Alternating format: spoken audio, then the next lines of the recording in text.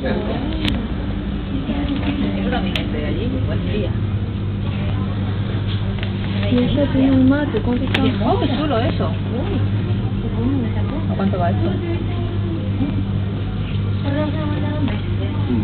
Sí, que está porque es sonríe.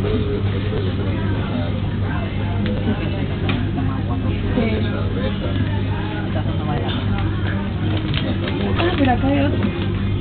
Ay, ese es de metal, ese mola más. Eso vale caro, vale 15,50. Tiene bombilla adentro, a ver qué dice. Un kilogramo de mate, un mate más una bombilla. ¿Qué es una bombilla? Es para tomar. Ah, el palito. Sí. ¿Solo el palito se llama bombilla? ¿O todo? No, palito se llama bombilla, esto también se llama mate. Esto es hierro mate. Y el total, o sea, la bebida se llama mate. No se toma circuito por caso de la hierro del señor, sino que hay que chupar. Chupar. Claro. Ya Sí, que para practicar que te muchas gusta a ti cosas. tanto, claro. Sí, Ahora para sabemos el practicar secreto muchas del cosas. mate. ¿Me entiendes, no?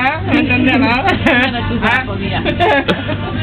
Venga, nena, elige el que más te guste. Bueno, y aprovecha que venimos. Este les dio a ustedes, entonces podemos tomar mate y se los dejo. La hierba no sé si les voy a dejar todo, les voy a dejar un poco.